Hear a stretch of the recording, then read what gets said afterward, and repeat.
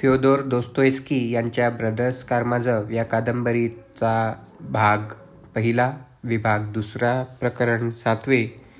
नशीब काढण्याचा निश्चय केलेला तरुण. आलोशानं जसीमाफना झोपण्याच्या खोलीकडे नेलं आणि अंथरुणावर बसवलं. ती एक लहानशी खोली होती. अगदी जरुरीच्या तेवढ्याच वस्तू तिथे ठेवलेल्या होत्या. एक अरुंद लोखंडी खाट होती आणि तिच्यावर गादीसारखी जिनाची पट्टी टाकली होती. कोपऱ्यात पवित्र मूर्तीखाली एक वाचन करण्याचे डेस्क होते आणि त्यावर एक क्रूस व बायबल पडलेले होते. महंत थकून पटकन अंथरुणावर बसले.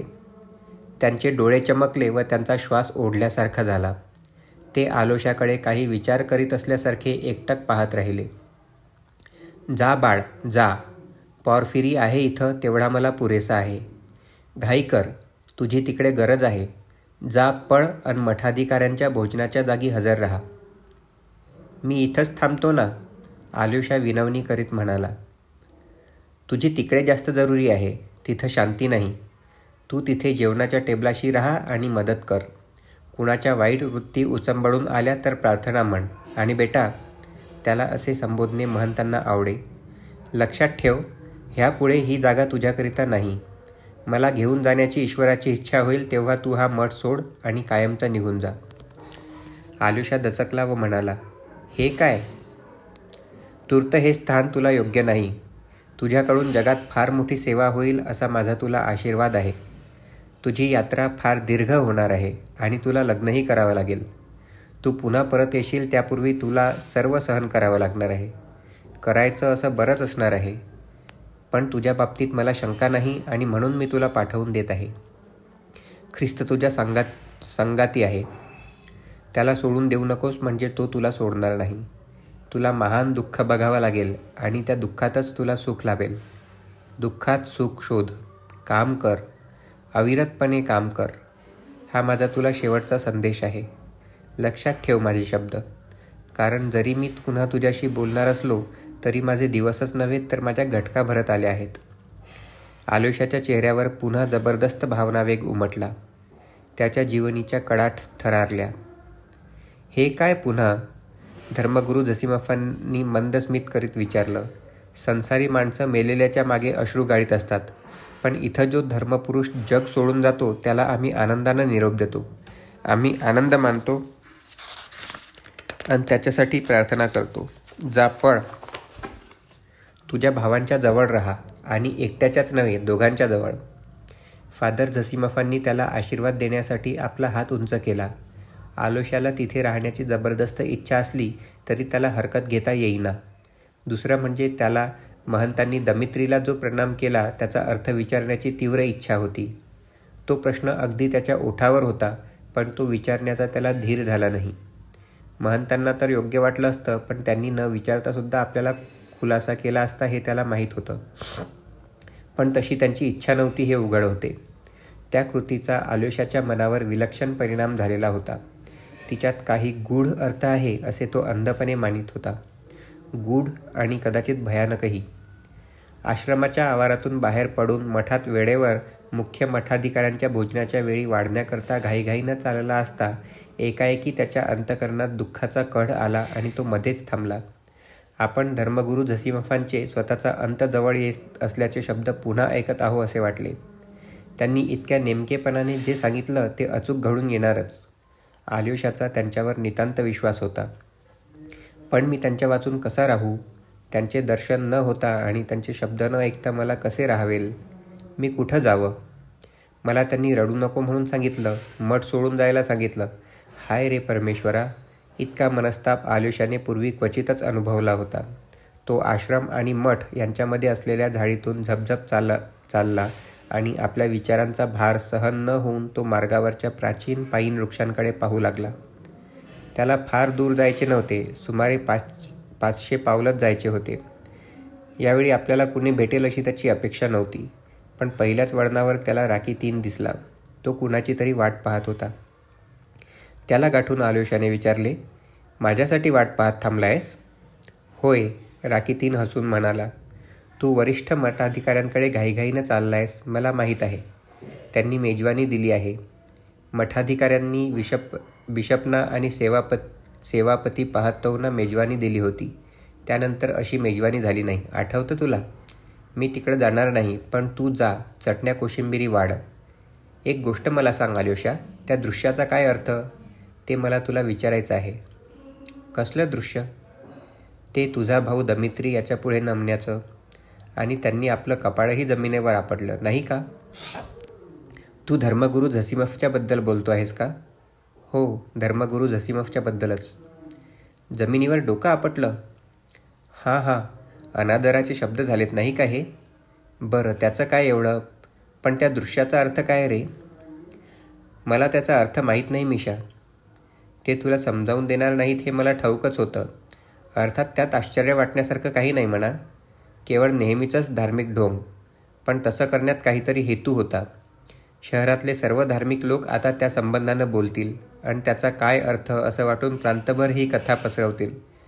माझं मत म्हणशील तर या म्हाताऱ्याचं नाक तीक्ष्ण आहे, त्याला गुन्ह्याचा वास आला.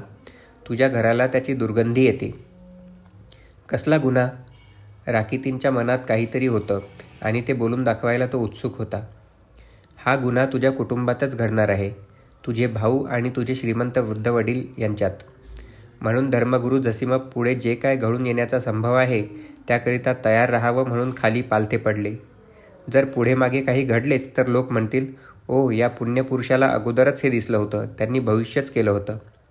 अर्थात हे कसलं दरिद्री भविष्य, असं खाली पालथं पडणं. हो, पण त्यात काही संकेत होता, दृष्टांत होता. असं आणखी काय काय लोक बोलतील कोण जाणे. त्यांनी हा गुन्हा अगोदरच जाणला होता आणि गुन्हेगारही अचूक दाखवून दिला बरं का, अशी त्यांची गौरवकथा गायली जाईल. या पागल धर्मवेड्यांची अशीच ही नेहमीची रीत आहे. गुत्त्यामध्ये ते स्वतःवर क्रुसाचं चिन्ह करतील आणि देवळावर धोंडे मारतील. तुझ्या महंताप्रमाणे ते न्यायी माणसाला छळी दाखवतील आणि खुन्याचे पाय धरतील. गुन्हा कसला? कोण खुनी? काय म्हणतोयस तू? आल्योशा तटस्थ उभा राहिला. राकितीनही थांबला. कोण खुनी? जणू तुला माहीतच नाही. पैजेनं सांगतो, हे पूर्वी तुझ्या मनात येऊन गेलंय.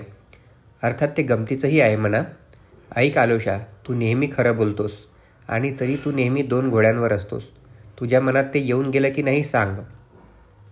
होय, येऊन गेलं होतं, आल्योशा हलक्याशा आवाजात बोलला. राकितीनसुद्धा त्या उत्तरानं दचकला. काय खरंच? तो म्हणाला. तसंच काही अगदी माझ्या मनात नव्हतं आलं, आल्योशा हलक्या स्वरात बोलला. पण तू असा चमत्कारिक रीतीनं बोलू लागलास त्याबरोबर मला वाटायला लागलं की माझ्याही मनात ते आलं असावं. असं? आणि किती चांगल्या रीतीनं तू हे व्यक्त केलंस. आपल्या बापाकडे आणि भाऊ मित्याकडे बघताना तुझ्या मनात गुन्ह्याचा विचार आला म्हणजे मी चुकलो नाही म्हणायचं. पण थांब, क्षणभर थांब, आल्योशा अस्वस्थपणे मध्येच म्हणाला. हे सारं कशामुळे तुझ्या लक्षात आलं? तुझं त्यात एवढं लक्ष का? हा पहिला प्रश्न. 2 प्रश्न, एकमेकांपासून अलग पण स्वाभाविक. त्यांची उत्तरं मी वेगवेगळी देतो. हे कशामुळे माझ्या लक्षात आलं? तुझा भाऊ दमित्री याचं मनोगत पटकन जर मला कळलं नसतं, एकदम अगदी त्याच्या हृदयाच्या गाभ्यात थेट जर माझी दृष्टी गेली नसती तर ते मला दिसलं नसतं. एका लकबीवरून मी त्या माणसाला पुरता ओळखला. अशा अत्यंत सरळ मनाच्या पण आवेगी माणसांची एक लक्ष्मणरेषा ठरलेली असते आणि ती ओलांडली जाता कामा नये. जर ती ओलांडली गेली तर तो तुझ्या बाबांच्या अंगावर सुरा घेऊन धावेल. पण तुझा बाप आहे दारूबाज आणि टाकाऊ पापासक्त माणूस. तो अशी लक्ष्मणरेषा कधी काढू शकणार नाही. जर त्या दोघांनीही मर्यादा सोडली तर दोघांच्याही वाट्याला दुःख येईल. नाही मिशा, नाही. जर एवढंच असेल तर तू माझी चिंता दूर केलीस, तशी पाळी येणार नाही. पण तू का कापत आहेस? थांब, तुला सांगतो. तू तुझा मित्या सरळ मनाचा. तो आहे मूर्खच पण सरळ मनाचा आहे. पण तो आहे विषय लंपट. हे त्याचं अगदी बरोबर वर्णन आणि सार आहे. तुझ्या बापाकडूनच त्याला ही हलकट विषयासक्ती लाभलेली आहे. तुला माहीत आहे आल्योशा, मला तुझं खरोखर आश्चर्य वाटतं. तू इतका कसा शुद्ध राहिलास? तू सुद्धा कर्माजवच आहेस ना? तुझ्या घराण्यात विषयभोग अगदी रोग होण्यापर्यंत जातो. पण आता हे तिघे विषय लंपट एकमेकांवर नजर ठेवून आहेत. त्यांनी आपले सुरे कमरपट्ट्याला तयार ठेवलेले आहेत. हे तिघे आपली डोकी एकमेकांवर आपटत आहेत आणि तूही त्यात कदाचित चौथा होशील. तुझी त्या बाईच्या बाबतीत चूक होत आहे. दमित्री तिचा तिरस्कार करतो, आल्योशा अंगावर काटा आल्यासारखे होऊन म्हणाला. गुरशिका म्हणतोस? नाही राजा, तो तिचा तिरस्कार करीत नाही. ज्या अर्थी तिच्यासाठी त्याने उघडपणे आपल्या वाग्दत्त वधूचा त्याग केला आहे त्या अर्थी तो तिचा तिटकारा करीत नाही. पोरा, असल्या बाबतीत असं काही आहे की ते तुला अजून कळत नाही. माणूस एखाद्या रमणीच्या, एखाद्या स्त्रीच्या शरीराच्या अथवा तिच्या शरीराच्या एखाद्या भागाच्या मोहपाशात जर सापडला तर तिच्याकरता तो आपली मुलं बाळं, आपले आईबाप आणि आपला देश रशियासुद्धा सोडून देईल. तो प्रामाणिक असला तर चोरी करेल, दयाळू असला तर खून करीन, इमानदार असला तर फसवेल. स्त्रियांच्या पायावर काव्य करणाऱ्या कवी पुष्किनने आपल्या कवितेत त्यांच्या पायाचे गोडवे गायले आहेत. दुसरे त्यांची स्तुतिगीतं गात नाहीत, पण स्त्रियांच्या पायाकडे बघितलं की त्यांच्या अंगावर रोमांच उभे राहिल्या वाचून राहत नाही. आणि फक्त पायाच नव्हे बरं का, त्याने गुरशिकाचा तिरस्कार केला असं जरी मानलं तर इथं तिरस्कार काही उपयोगी पडत नाही बाई. तो तिरस्कार करतो खरा, पण स्वतःला तिच्यापासून ओढून दूर करू शकत नाही.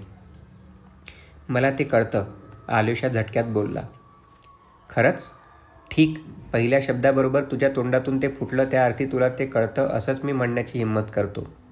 राकी-3 दुष्टपणे म्हणाला. तुला नकळत ते बाहेर आलं आणि ही कबुलीच जास्त मोलाची आहे. तेव्हा हा विषय तुझ्या परिचयाचा आहे तर तू त्यावर या अगोदर विचार केलायस, म्हणजे विषयासक्तीच्या विषयावर, होय ना? अरे निष्पाप आत्म्या, तू शांत वृत्तीचा आहेस. आलोशा, तू पुण्यात्मा आहेस, मला माहीत आहे. पण तू कशाचा विचार केलास आणि तुला यापूर्वीच कशाची माहिती झाली सैतान जाणे. तू शुद्ध आहेस, पण तू अगदी खोल शिरलेला आहेस. तुझ्यावर फार दिवस माझी नजर आहे.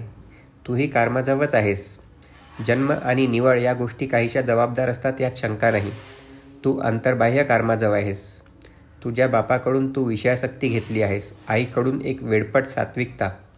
तू असा का कापतोस? तर मग हे खरं आहे, तुला माहीत आहे. गुरशिका तुला बरोबर घेऊन यायला मला सारखी विनवत असते.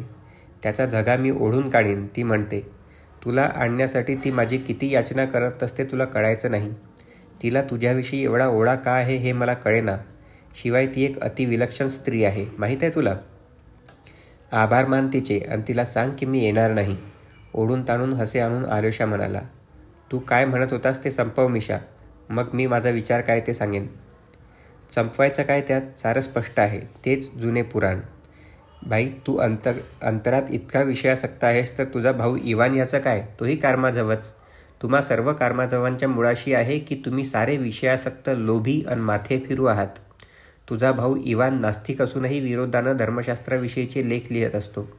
त्यात त्याचा काही वेडपट अज्ञात हेतू असतो आणि आपण ही फसवणूक करतो हे स्वतःशी तो कबूल करतो. हा असा तुझा भाऊ इवान. मित्याची वाग्दत्त वधू स्वतःला मिळवण्याचा त्याचा प्रयत्न आहे आणि त्यात तो यशस्वीही होईल असं मला वाटतं. विशेष म्हणजे त्याला मित्याची संमती आहे, कारण मित्या आपल्या वाग्दत्त वधूला वाटेतून दूर करण्यासाठी तिला त्याला देऊन टाकेल आणि गुरशिकाकडे सटकेल. तो किती जरी उमद्या मनाचा निस्वार्थी असला तरी तो हे करायला तयार आहे हे लक्षात घे. हे अतिशय घातक लोक आहेत. कोण सैतानाची अवलाद तुम्हा लोकांना ओळखू शकेल. त्याला आपला नीचपणा कळतो आणि तो तरी करतच जातो. मला हेही तुला सांगायचं आहे की तो म्हातारा म्हणजे तुझा बाप आता मित्याच्या वाटेत आडवा आलेला आहे. तो एकाएकी गुरशिकाच्यामुळे पागल बनला आहे. तिला बघितलं की त्याच्या तोंडाला पाणी सुटतं. आता खोलीत त्यानं जो तमाशा केला तो निव्वळ तिच्याकरता, केवळ म्युझवनं तिला टाकून दिलेली क्षुद्र व्यक्ती म्हटलं म्हणून. मांजरीच्या मागे लागलेल्या बोक्यापेक्षाही तो वाईट आहे. पहिल्या प्रथम त्यानं तिला आपल्या दारूगुत्त्याच्या आणि दुसऱ्या काही शंकास्पद व्यवहारांच्या संबंधात फक्त नोकरीला ठेवलं होतं, पण ती काय आहे हे त्याला आता एकदम कळून चुकलं आहे आणि तो तिच्या मागं उल्लू बनला आहे. तो तिला अमुक दे तमुक दे असं करून सारखा त्रास देत असतो. अर्थात हे काही तो चांगल्या बुद्धीनं करत नाही. हे दिव्य पिताजी आणि त्यांचे चिरंजीव या वाटेत एकमेकांशी टक्कर खाणार. पण गुरशिकाला दोघांबद्दलही प्रेम नाही. ती अजूनही त्यांना खेळवते आहे. दोघांनाही खिजवून कोणाकडून जास्तीत जास्त काढता येईल ते बघते आहे. कारण जरी तिला बापाकडून बराच पैसा लुटता आला तरी तो काही तिच्याशी लग्न करणार नाही. कुणी सांगावं, शेवटी तो तिच्या बाबतीत कंजूसही बनायचा. आपल्या पिशवीचं तोंड बंद ठेवायचा. मित्याचं जे काही महत्त्व आहे ते इथे आहे. त्याच्यापाशी पैसा नाही, पण तो तिच्याशी लग्न करायला तयार आहे. होय, लग्न करायला तयार आहे. आणि आपली वाग्दत्त वधू अप्रतिम सौंदर्यशाली कॅटरीना इवानोव्ना, जी एक चांगली सधन आणि कर्नलची मुलगी आहे, तिचा त्याग करून तो ग्रुशिंकाशी लग्न करायला तयार आहे. आणि ग्रुशिंका कोण?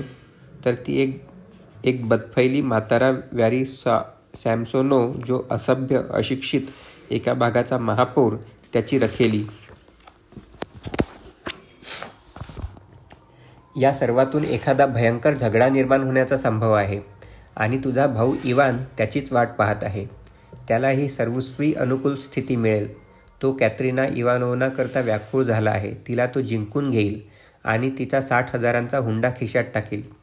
काहीच महत्त्व नसलेल्या दरिद्री माणसाच्या दृष्टीने पाहिलं तर हे अतिशय लोभसवाणं आहे. गंमत अशी की तो त्याचा मित्यावर अन्याय होणार नाही, उलट त्याच्या फार उपयोगी पडल्यासारखं होईल.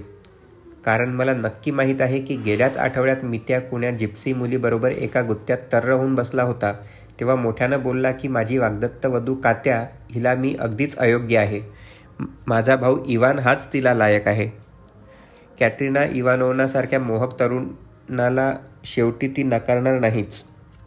शेवटी तिच्या मनात आत्ताच त्या दोघांच्या बाबतीत चलविचल चालली आहे. आणि तुम्हा सर्वांना या इवाननं कसं काय बुवा जिंकलं आहे? इतकं की तुम्ही त्याची पूजा करू लागलात. तो तुम्हाला हसतो आणि तुम्ही तुमची गंमत करून करमणूक करून घेतो. तुला कसं माहीत? इतक्या आत्मविश्वासानं कसा काय बोलतोयस तू? आलोशानं रागावून तीक्ष्ण स्वरात त्याला विचारलं. तू का विचारलंस आणि माझ्या उत्तरानं का घाबरलास? त्यावरून दिसतं की मी खरं बोलतोय हे तुला ठाऊक आहे. तुला इवान आवडत नाही. इवान पैशाच्या मोहाला बळी पडणारा नाही. खरंच? आणि कॅत्रिना इवानोव्नाच्या सौंदर्याला? नुसता पैशाचा प्रश्न नाही बाबा, तरीसुद्धा 60,000ची माया हे आकर्षणच आहे. इवान याच्या पलीकडे आहे. तो हजारोंसाठी कोणापुढे ढोंग नाही करणार.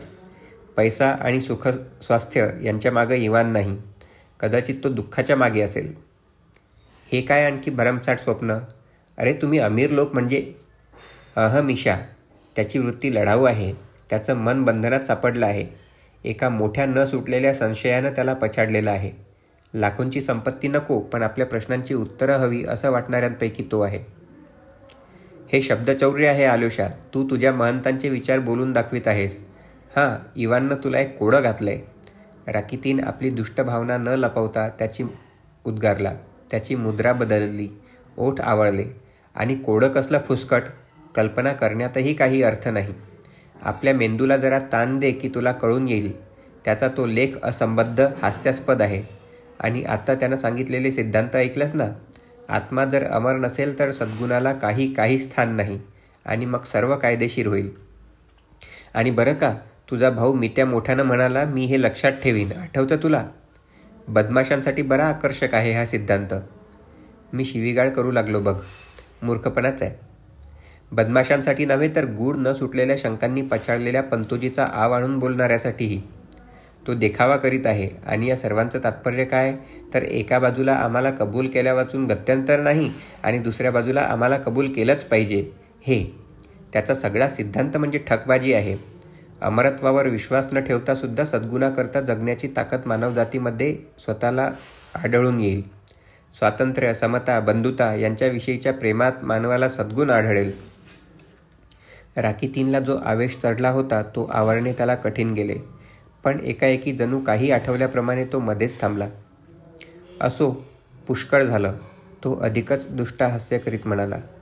तू का हसतो आहेस? मी गावंढळ बेवकूफ आहे असं वाटतंय का तुला? नाही, तुला गावंढळ बेवकूफ मानण्याचं माझ्या स्वप्नातसुद्धा कधी येणार नाही. तू हुशार आहेस. पण जाऊ द्या, मी हसलो तो माझा मूर्खपणा झाला. त्याबद्दल तुला संताप आला तो मला कळतो मिशा. तुझ्या आवेगावरून माझा तर्क होता की तू स्वतःसुद्धा कतरिना इवानोव्ना संबंधी उदासीन नाहीस. बऱ्याच दिवसापासून माझा हा संशय आहे राजा. म्हणूनच माझा भाऊ इवान याच्याविषयी तुला अडी आहे. तुला त्याचा मत्सर वाटतो आणि तिच्या पैशाबद्दलसुद्धा मत्सर वाटतो म्हण की. मी पैशाबद्दल बोलू इच्छित नाही. तुझा मी तसा अपमान करणार नाही. तू म्हणतो आहेस तर मी विश्वास ठेवतो तुझ्यावर. पण झक मारतोस तू आणि तुझा भाऊ, तुझा इवान. कतरिना इवानोव्नाचा प्रश्न बाजूला ठेवूनसुद्धा एखाद्याला त्याचा तिटकारा वाटू शकेल हे तुला कळत नाही. आणि त्याच्याविषयी मला का म्हणून प्रेम वाटावं? तो तर मला शिव्या देण्याची मेहरबानी करतो, तुला ठाऊक आहे. मग त्या शिव्या देण्याचा मला का हक्क असू नये? तो कधी तुझ्याबद्दल वाईट बोलल्याचं मी तरी ऐकलेलं नाही आणि तो तुझ्याबद्दल बोलतच नाही मुळी. पण मी ऐकलं आहे की परवा कॅटरीनाच्या घरी तो मला वाटेल तशा शिव्या देत होता. यावरून या बंद्याबद्दल केवढी आस्था त्याच्या मनात आहे ते दिसून येतं. आणि त्यानंतर आमच्यातलं कोण मत्सरी आहे रे बाबा, मी नाही सांगू शकत. आपल्या सज्जन बंधूनं असंही मत प्रकट केलं की मी आणखी थोड्याच दिवसात ॲबट होण्याच्या तयारीला लागलो नाही आणि मठवासी झालो नाही तर मी खात्रीनं सेंट पीटर्सबर्गला जाणार. तिथं टीकाकार म्हणून एखाद्या जोरात चाललेल्या मासिकात सामील होणार. पुढं 10 वर्ष मी लिहित राहणार आणि शेवटी त्या मासिकाचा मालक होणार. ते मी उदारमतवाद्यांची नास्तिकांची बाजू घेऊन चालवणार. थोडीशी समाजवादाची त्यात झाक राहील. म्हणजे समाजवादाशी काहीशी झिलही म्हणेनास, पण सदोदित बारीक नजर ठेवून राहणार. म्हणजे दोन्ही डगरींवर हात ठेवून बावळटांच्या डोळ्यात धूळ फेकीत राहणार. तुझ्या भावाच्या हिशेबानं समाजवादाची झाक ठेवल्यामुळे गल्ला भरायला काही अडचण येईल असं नाही. ते पैसे कोणीतरी ज्यूचा सल्ला घेऊन मी गुंतवणार. म्हणजे आयुष्यभर धंदा केल्यावर शेवटी मला पीटर्सबर्गमध्ये एक मोठं घर बांधता येईल. तिथं मला माझी प्रकाशन कचेरी हलवता येईल आणि वरचे माळे फक्त तात्पुरत्या राहणाऱ्या भाडेकरूंना देता येतील. त्यानं त्याकरिता जागाही शोधून ठेवली आहे. पीटर्सबर्गमध्ये बांधला जाणार आहे म्हणतात. त्या नेवा नदीवरच्या दगडी पुलाच्या जवळ कुठंतरी आहे ती. वा मिशा, अगदी तसं खरोखर घडून येईल बघ. शब्दनशब्द आलोशा उद्गारला. त्याला गमतीनं आलेले हसू आवरले नाही. औपरोधिक बोलायलाही मला आवडतं म्हणायचं अलेक्सी. छे मी गंमत करीत होतो. माफ कर मला. माझ्या मनात अगदी वेगळंच काही आहे. पण हे मला सांग की हे सारं तुला कुणी सांगितलं? तो तुझ्याविषयी बोलत नाही त्यावेळी तू कॅटरीनाच्या घरी असणं शक्य नाही. तो तुझ्याविषयी बोलत होता त्यावेळी तू कॅटरीनाच्या घरी असणं शक्य नाही. मी नव्हतो तिथे, पण दमित्री होता आणि त्याला हे सांगताना मी माझ्या कानांनी ऐकलंय. खरं म्हणजे त्यानं मला सांगितलं नाही, पण तो दुसऱ्याला सांगताना मी ऐकलं. अर्थात माझा तसा उद्देश नव्हता, कारण मी गुरशिंकाच्या झोपायच्या खोलीत बसलो होतो. दमित्री फेओदोरोविच पुढच्या खोलीत असल्यामुळे मला तिथून जाणं शक्य नव्हतं. हो खरंच, ती तुझी नातेवाईक आहे हे मी विसरलोच. नातेवाईक? ती गुरशिंका माझी नातेवाईक? राकीतीन लालेलाल होऊन म्हणाला. तुला वेळ तर नाही लागलं? तुझं डोकं पिकं फिरलं असलं पाहिजे. का? ती तुझी नातेवाईक नाही? मी तसं ऐकलं. कुठे ऐकणार तू? तुम्ही कारामाझोफ आपलं घराणं प्राचीन कुलवंतांचं असल्याची प्रौढी मिरवता. पण अरे, तुमचा बाप दुसऱ्यांच्या पंक्तीत विदूषकासारखा इकडे तिकडे धावत होता आणि भोजनघरात त्याला प्रवेश मिळायची तो मेहरबानी म्हणून. मी केवळ धर्मोपदेशकाचा मुलगा असेन, तुमच्यासारख्या सरदारांच्या दृष्टीनं तुच्छ असेन. पण इतक्या तुच्छतेनं आणि वाटेल तसा माझा अपमान करू नकोस. मलाही माझ्या अब्रूची चाळ आहे. त्या बाजार बसल्या गुरशिंकाशी माझं नातं असणं शक्यच नाही. अलेक्सी, तेवढं लक्षात घेण्याची माझ्यावर मेहरबानी कर. राकीतीन भयंकर चिडला होता. देवा शपथ मला क्षमा कर, मला कल्पना नव्हती. शिवाय तिला तू बाजार बसवी कसं म्हणू शकतोस? ती तशी बाई आहे? आलोशा एकदम लाल झाला. मी पुन्हा तुला सांगतो, ती तुझी नातेवाईक आहे असं मी ऐकलं होतं. तू नेहमी तिला भेटायला जातोस आणि तू स्वतःच मला म्हणाला होतास की मी काही तिचा प्रियकर नाही. तुला तिच्याबद्दल इतका तिरस्कार आहे याची मला कल्पना नव्हती. खरोखर इतक्या तिरस्काराला ती पात्र आहे का? तिला भेटायची माझी काही कारणे असतील, त्याच्याशी तुला कर्तव्य नाही. पण नात्यांबद्दल म्हटलं तर तुझा भाऊ किंवा तुझा बापसुद्धा तिला माझ्यापेक्षा तुझी नातेवाईक करण्याचा जास्त संभव आहे. असो, इथपर्यंत आपण आलो. तू आता भोजनघरात गेलेलं बरं. अरे चा, काय बिघडलं बुवा? हे कसं काय, आपल्याला उशीर झाला की काय? इतक्या लवकर त्यांचं जेवण संपणं कसं शक्य आहे? कारामाझोफनी पुन्हा काही कटकट काढली वाटतं. काढली यात शंकाच नाही. हा तुझा बाप आणि त्याच्या मागून तुझा भाऊ इवान येतो आहे. वरिष्ठ मठाधिकाऱ्यांच्या इथूनच ते बाहेर पडतायत. आणि हे बघ, धर्मगुरू इसिदोर पायऱ्यांवरून त्यांना काही ओरडून सांगतायत. आणि तुझा बाप ओरडत हातवारे करीत आहे. मला वाटतं तो शिव्या देत असावा. हत्याची. आणि तिकडे तो म्युझो आपल्या गाडीत बसून चाललाय, बघितलंस? तो निघालाय. इकडे म्हातारा मॅक्झिमम धावतो आहे. काहीतरी झगडा झालेला असला पाहिजे. जेवण झालेलं असावं असं वाटत नाही. त्यांनी मठाधिकाऱ्यांना चोपलं तर नाही, किंवा कदाचित त्यांनाच तर मार बसलेला नसेल. तसं झालं तर त्यांना बरं प्रायश्चित मिळेल. राकीतींच्या तोंडून हे उद्गार निघत होते त्याला कारण होतं. तिकडे एक लाजिरवाना अपूर्व असा तमाशा घडला होता. एका क्षणाच्या आवेगातून हा सारा प्रकार घडलेला होता. प्रकरण समाप्त.